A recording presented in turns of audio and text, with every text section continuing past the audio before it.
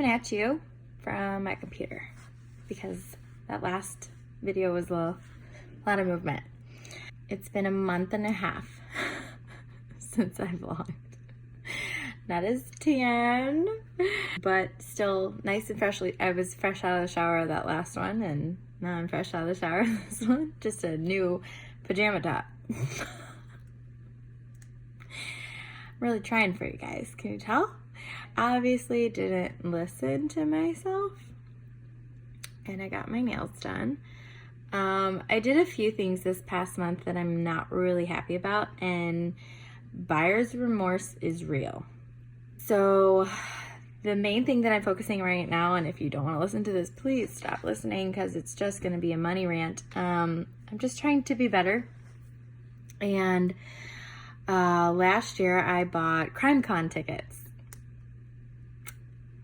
Yeah. It's dope. It's basically Comic-Con for true crime nerds like me. Who the fuck pays $400 for a fucking that's not something I do. But I did it. And no offense, Steph and Andrea, but I'm not going again. I'll meet you at Disney World, but that was dumb of me. Right now, I think if I were to buy it, I can get it for $200, but it serves me no purpose. Why buy it? So anyways, anywho, I went to CrimeCon in the second week of June, and it was in New Orleans. It was so cool, and I knew that if I went, I was going to end up maxing out the rest of my credit cards just to pay for food in the hotel. And I thought, is it really worth it? Like, why? But at the time, I was like, I can't get rid of the tickets. If I tried to transfer the ticket to another name, it was still $110. So even if I could find somebody that wanted to go and take my place, it was $110 to transfer my name to someone else's ticket. So then I'm spending $500? No, because I just thought, you know what, cup it up to a loss, like whatever. The hotel is going to be like $350, and then that doesn't count all of our meals, you know. So I was like, this is going to suck. So I went. Jesse was like, just go. That's a whole nother update. I'll get to it later. So I ended up going, and I'm not gonna lie, every time I ate, I thought, what am I doing here? And that's not how I wanted to spend. Like, I had a great time with the girls, and it was so cool to watch the whole cast of Dateline and hear Paul Holes and Billy Jensen, and like hear about the Delphi murder.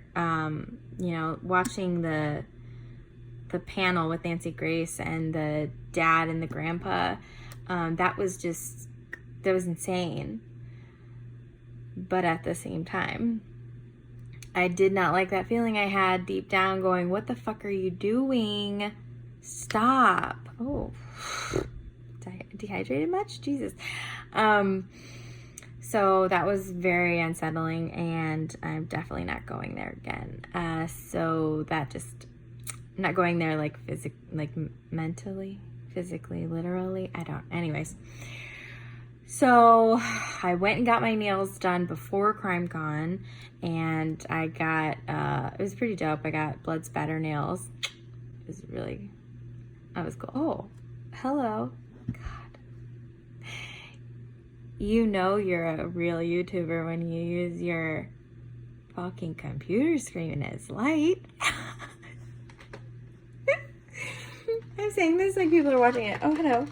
Come on. Like, can I just dress up for you guys for once? No. Maybe next time. You guys. Like, I'm saying this like this is my best friend is watching this. What's up, Amber? Anyway. I have gotten better with money, though. Despite this and going to New Orleans, I set out a budget. I literally Googled how to save money, and I got a wiki thing. You know when you Google and there'll be like a wiki thing if it's like a common answer or something? and it said 54 ways to save money.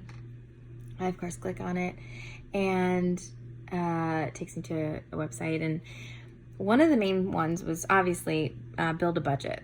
Write it out. Write it down so you can physically see what you're spending. Go through all your receipts for that month. Save them for the month.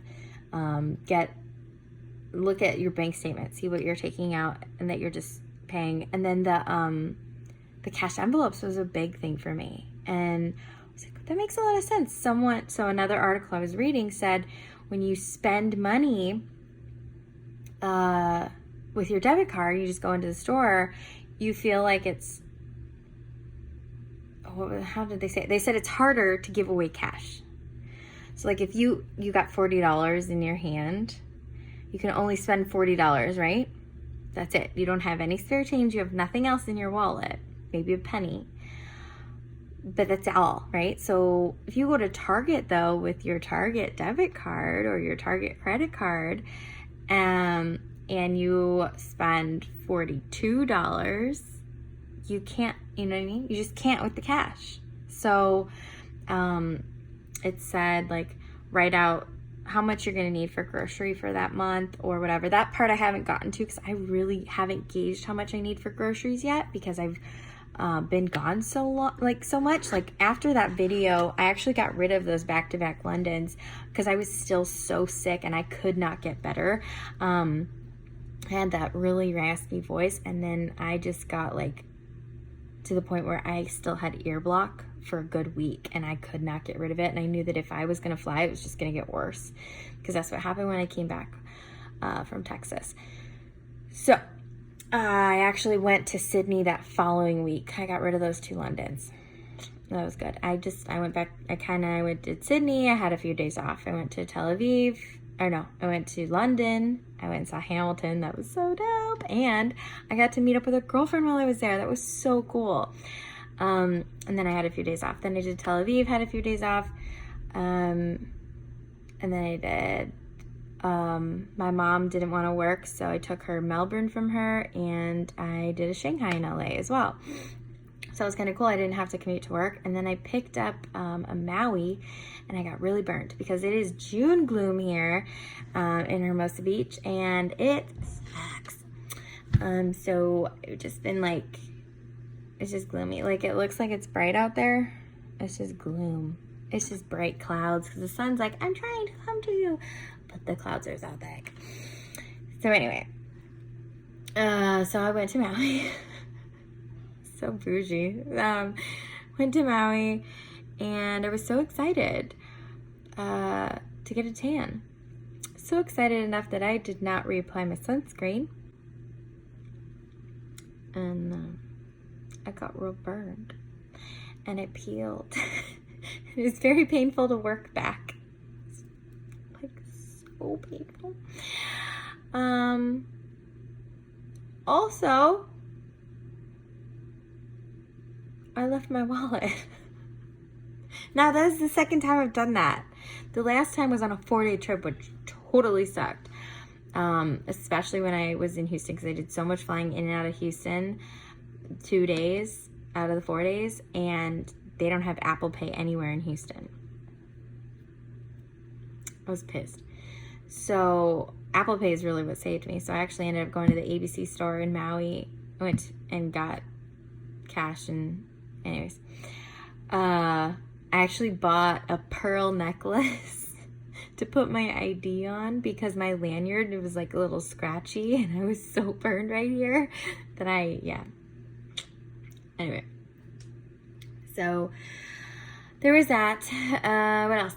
What was I going with? Anyways, I've been working my ass off because I know that now that I have control of my schedule, I'm able to pay my bills and catch up on all my bills that I was crying about.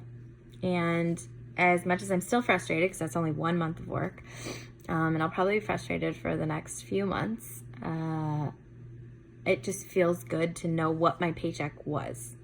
But at the time, when I made that video, I was still really heartbroken. And that last check that I had from May, or in the middle of May, that I got like right after that video was really hard to look at.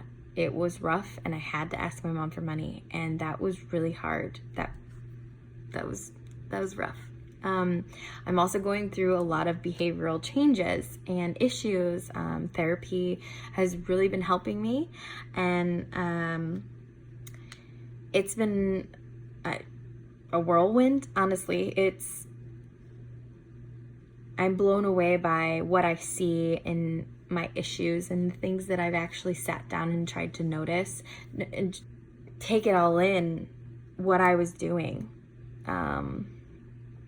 That was a little hard for me, you know? So, like, a lot of things that I thought Jesse was doing wrong.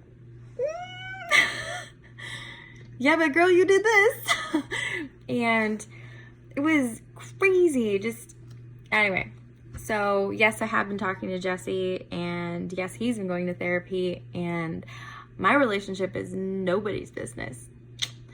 But also, everyone's opinion about me is none of my business. So go right ahead and have all of your opinions. I'm not back with Jesse.